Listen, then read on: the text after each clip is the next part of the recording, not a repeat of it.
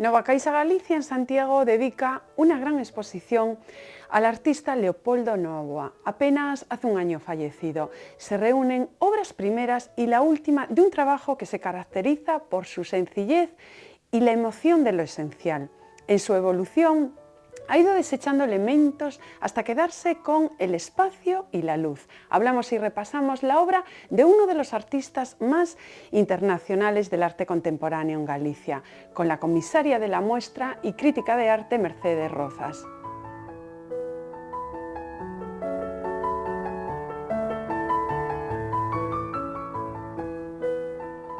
Mercedes, bienvenida a Espacio de Arte. Muchas gracias por invitarme. Si te parece, vamos a comenzar repasando su vida.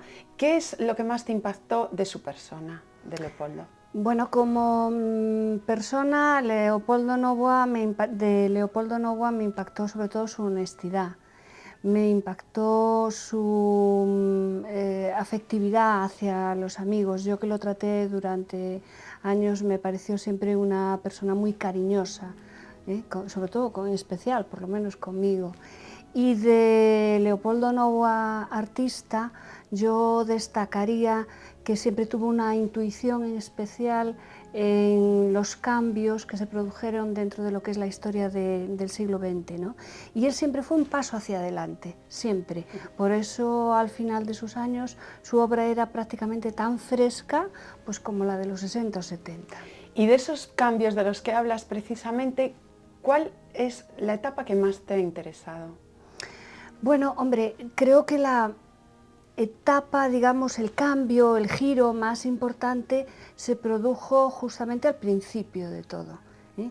Cuando Leopoldo empezó a pintar, o hizo por lo menos su primera exposición en el año 53 en Argentina, era un pintor figurativo, y 10 años más tarde era un pintor totalmente abstracto y un pintor que la materia protagonizaba ya prácticamente todos sus cuadros. Ese cambio fue sustancial y evidentemente después fue un cambio que, digamos que lo que hizo fue señalar la línea que iba a seguir a lo largo de las décadas siguientes. Un artista sin fronteras, porque ¿en cuántos lugares vivió?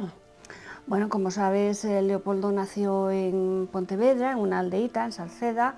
Después, su padre era cónsul de Uruguay aquí en Galicia, y en el año, bueno, durante la época de la Guerra Civil, en el año 38, fue expulsado. Se marcharon toda la familia para Argentina. Estuvo viviendo en Uruguay y en Argentina. Prácticamente hasta los años 60 tuvo estancias en Uruguay, fundamentalmente ahí, pero también tuvo pequeñas y cortas estancias en Argentina. Y luego ya a mediados de los 60 se marchó para París y bueno, posteriormente hizo la casa en Armenteira, con lo cual pues programaba un poco el año para venirse en el verano para Galicia y el invierno en Francia. Es decir, que un poco estuvo entre los dos continentes y en distintos países. Y ya mayor, como seguía viajando todavía. Sí, es verdad. A Uruguay se fue pues 4 o 5 años antes de morirse. Si menciono blanco, rojo y negro, ¿qué te sugieren? En la obra de Leopoldo, blanco me sugiere limpieza. Sí, es un artista que la belleza venía justamente por la ausencia, en muchos casos, de cualquier tipo de elemento en la composición. Entonces, casi siempre en los cuadros blancos hay muy pocos elementos, y si los hay, están situados de forma muy armónica, ¿no? El negro y el rojo me sugieren lo mismo, las cenizas con las que él empezó a trabajar cuando se le incendió el taller en París, y que él encontró las colocó las encontró en el suelo, las llevó en un cacharro para su casa, y vio que todavía ardían, y entonces eran de color rojo y negro, y eso le impactó. Es decir, que fue una mirada casi de formación profesional. El pintor estaba viendo aquellas cenizas y decía, de aquí tengo que sacar algo, ¿no? Y sacó cuadros maravillosos. ¿Por qué la mayoría de los ciudadanos, si les hablamos de piezas emblemáticas, en este caso escultóricas de él, como por ejemplo el espacio Cronlech en Bonaval o el mural de la cantera o en Santa Margarita, ¿por qué no lo conoce la mayoría del público? Bueno, yo no sé realmente si es problema del propio artista, yo creo que no. Yo creo que en general es problema de la poca sensibilidad que hay en muchos casos hacia el arte contemporáneo, o quizá de la falta de educación, de cultura, de las generaciones más jóvenes hacia este tipo de obras de arte, ¿no? Yo no creo que pase solamente con Leopoldo. Es decir, si uno se va por las calles de Santiago o en Coruña, ¿no?, por todo el paseo marítimo, y ve piezas que, bueno, si no tienes interés en saber de quién son, pues, en fin, pueden pasar casi desapercibidas. Y creo que es un problema general del arte contemporáneo. ¿Y sí. piensas que con todos los homenajes que se le han hecho a nivel nacional ha sido suficientemente reconocido? Bueno, a ver, cuando el artista se fue para París, enfocó toda su trayectoria artística, digamos, para Francia, ¿no? Y de hecho trabajó con una de las galerías más importantes en París, que era la de los hermanos Loeb. Después trabajó incluso con Corea, trabajó con Japón, trabajó un poco a nivel internacional, pero desde París, ¿no?, desde su estudio en París. Y es cierto que en Galicia era reconocido, venía de vez en cuando, expuso en varias ocasiones. Las exposiciones más importantes se las hicieron la Diputación de Pontevedra y el CEGAC, pero ya en los años 90, y luego ya en el 2000, 2004, creo recordar, se le hizo una exposición en Madrid en el Círculo de Bellas Artes. Y yo creo que ese reconocimiento llegó un poco tarde.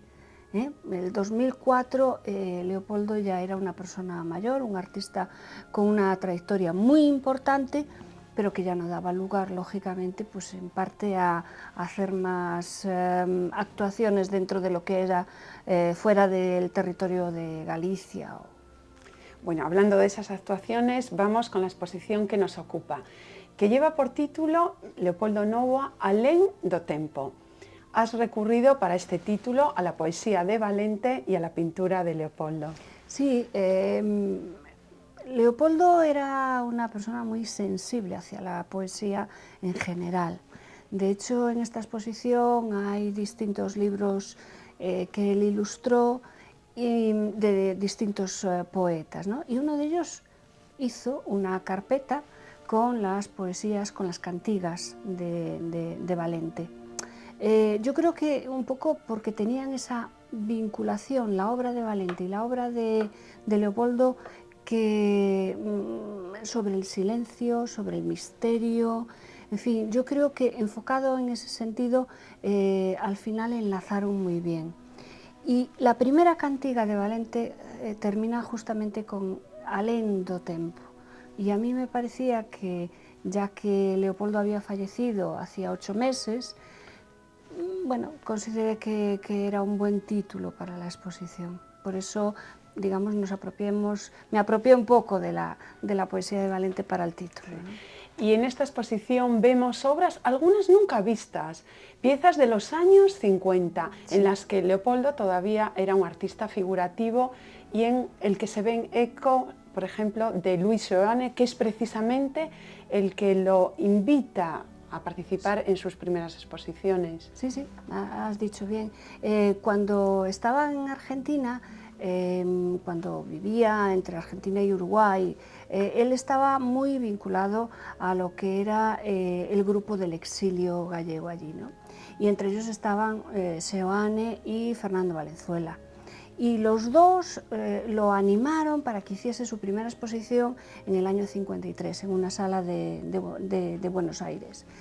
Y es cierto que esas primeras piezas tienen mucho de Seoane, tienen mucho también de las vanguardias parisinas, de las primeras vanguardias, estamos hablando de Matisse, del cubismo, y son obras que no se habían visto nunca en Galicia.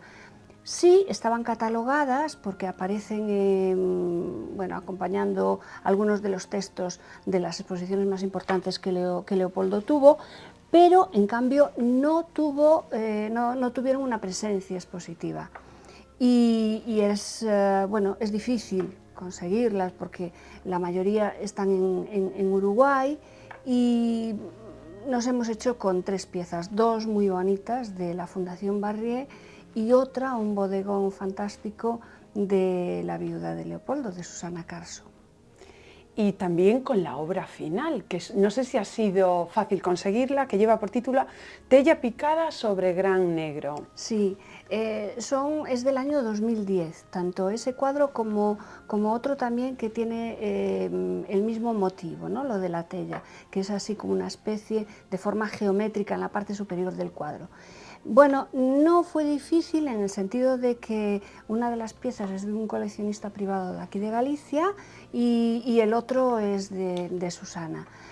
Son las 2 últimas piezas que pudo hacer Leopoldo, porque como se sabe, después del 2010 él tuvo serios problemas de salud y al final se dedicó fundamentalmente a realizar obras sobre papel, ¿no? Grabados, sí, dibujos, libros de autor. Pero hay que decirlo, que es importante, hasta el último momento, sí, casi. Sí, efectivamente, hasta los últimos meses él estuvo siempre dibujando, siempre estuvo trabajando en algo, siempre tenía algo en la mano.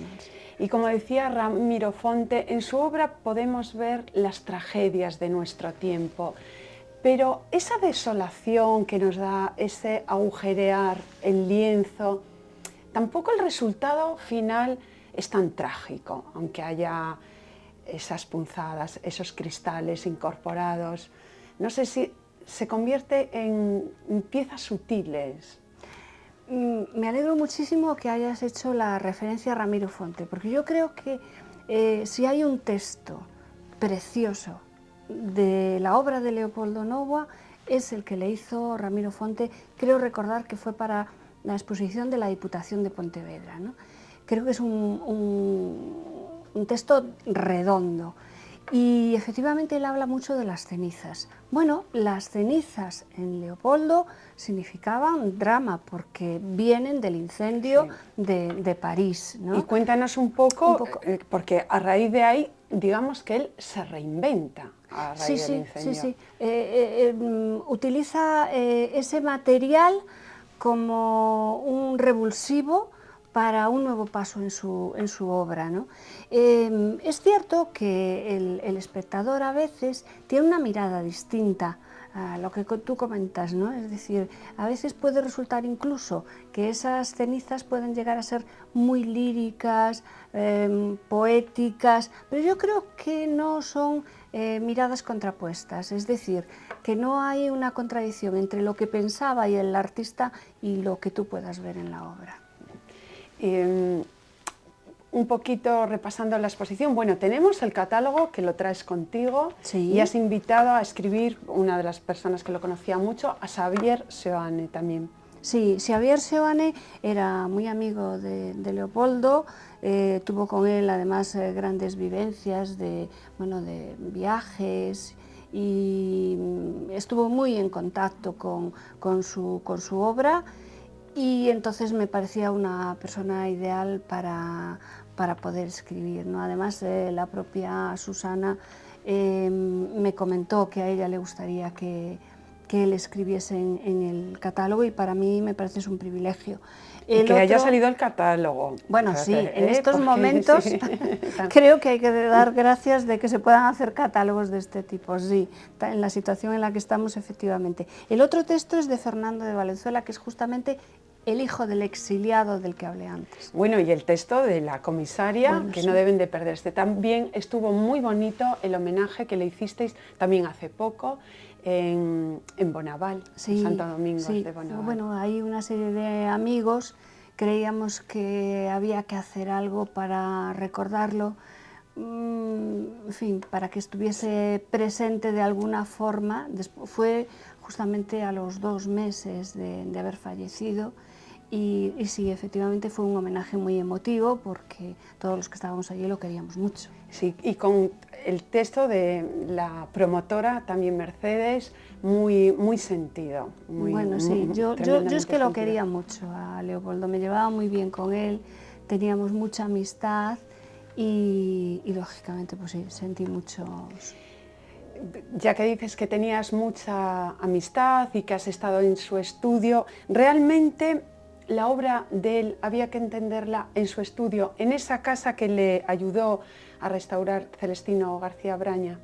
Bueno, no obligatoriamente, ¿no? Pero sí es cierto que el estudio de Leopoldo tiene una atracción especial, porque estaba lleno de cacharritos yo digo cacharritos, eran pues a veces botellas de plástico cortadas al medio, llenas de cenizas, de piedrecitas, de arenitas, de cristales, en fin, con los que él después trabajaba y manipulaba la composición, ¿no? Y la verdad es que era una gozada verlo allí, sobre todo porque él se emocionaba cuando te explicaba una obra. Y entonces te trasladaba esa emoción. Oye, como se emocionó, por ejemplo, un Cortázar, ¿no? Con sus violines, con esas cuerdecitas que parecían latir, ¿no? Como corazones detrás del lienzo. Efectivamente. Pues, la trayectoria de Leopoldo Novoa no se entiende sin piezas muy significativas. Por ejemplo, en Montevideo, el mural del Estadio del Cerro. Sí. Un cúmulo de materiales que, bueno, se vuelve a repetir 20 años después aquí en Coruña, en Santa Margarita. Hay gente que habla del mural de Santa Margarita como de las grandes obras públicas del arte español. Hombre, yo considero que es una, al menos de las obras más representativas de lo que es el arte contemporáneo en este país. Pero desgraciadamente sabes que está inacabado, es decir, él no lo pudo terminar y luego por una serie de reformas incluso se manipuló parte de ese mural, ¿no? Yo creo que es una tristeza que sea así.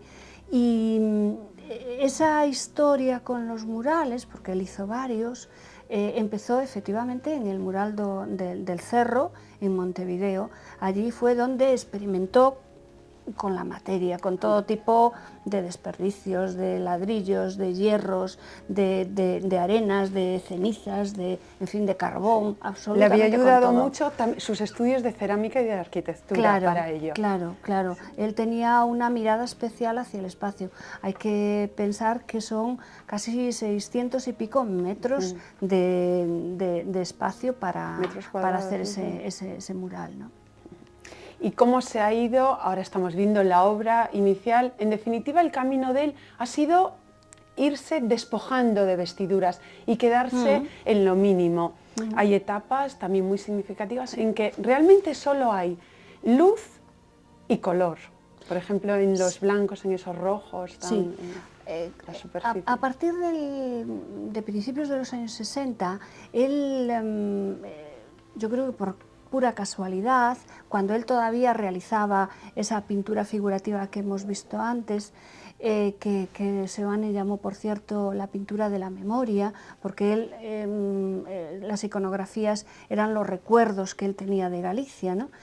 Pensamos que estaba en Argentina cuando estaba pintando eso. El Kronlech, los cúmulos, los túmulos. Efectivamente. Entonces, bueno, a partir de los 60, él viaja a Brasil y ve la Bienal de Sao Paulo. Y allí se encuentra con una serie de movimientos contemporáneos, como pues, el expresionismo abstracto, el informalismo, incluso llega a tener muy buena relación con Torres García, el constructivista uruguayo. Entonces ahí hay un cambio evidente en su obra que influye en ese paso del que hablábamos antes, ¿no? Y una obra, como es normal en Nova Caixa Galicia, probablemente esta exposición va a itinerar. Bueno, pues sí, después de Santiago la llevamos a Coruña, a los cantones, a las mismas salas de Nova Caixa Galicia. Bueno, Mercedes aproxima Arco 2013, supongo que ya tendrás media maleta hecha. La maleta no, pero los billetes sí. Es una cita obligada. Sí. ¿Qué se puede esperar este año? Pues la verdad es que no lo sé, porque estamos pasando un año terrorífico en muchos aspectos y en el de la cultura y en el arte evidentemente también, ¿no? Entonces, bueno, no sé si tendremos galerías para demostrar que tenemos que todavía el arte está ahí, que puede salir, que podemos salir de esta, ¿no? Pero yo voy con ciertas esperanzas de por lo menos encontrar alguna novedad o alguna innovación.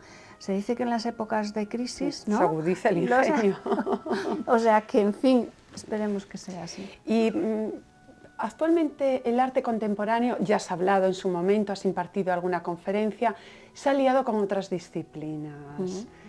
¿Cómo ves bien esta interferencia? Bueno, es lo que hay, supongo, pero la ciencia, las matemáticas, incluso la biología. Sí, yo entiendo que el arte tiene que buscar caminos, tiene que abrir vías, que no puede estancarse en un determinado procedimiento, en una determinada elementos de composición o de materiales o de estilo, en fin. Los artistas, el arte tiene que ser creativo, tiene que dar siempre algún paso hacia adelante, nunca para atrás. Cuando digo nunca para atrás, no quiero decir que no haya referencias, lógicamente, del pasado, que esas son pues no sé, evidentes, ¿no? Son obvias, que tienen que existir. Y creo que esa relación con la ciencia me parece muy interesante, siempre y cuando, hablabas antes de la biología, bueno, pues no se traspasen ciertas líneas que puedan afectar, por ejemplo, pues a la manipulación de animales o, en fin, con la que yo evidentemente no estoy de acuerdo. Sí, ya sé por dónde vas con lo de CAC y compañía. Efectivamente. Bueno, pues Mercedes, casi te dejo despedir. ¿Por qué los ciudadanos no deben de perderse esta cita con Leopoldo? Bueno, yo creo que si para los que conocen la obra de Leopoldo, quizás se encuentren con alguna novedad que no hayan visto nunca aquí en Galicia y con las obras que conocen yo creo que bueno, es un encuentro otra vez interesante y que siempre es agradable, ¿no?, volver a ver. Y para los que lo desconocen, en fin, espero por lo menos que sea una exposición lo suficientemente atractiva como para que repitan después en Coruña. Muy bien, pues muchísimas gracias, hasta la próxima convocatoria. Gracias a ti. Larga vida la de Leopoldo Novoa. Apenas ha pasado un año y nos ha dejado, pero nos queda su obra, uno de los grandes de la plástica contemporánea, no solo gallega, sino a nivel internacional. Una obra en la que habita el silencio, precisamente para eso, para que reflexionemos. No se pierdan esta cita en Nova Caixa Galicia de Santiago. Les esperamos, ya saben, la próxima semana, continuando hablando de lo que más nos gusta, el arte.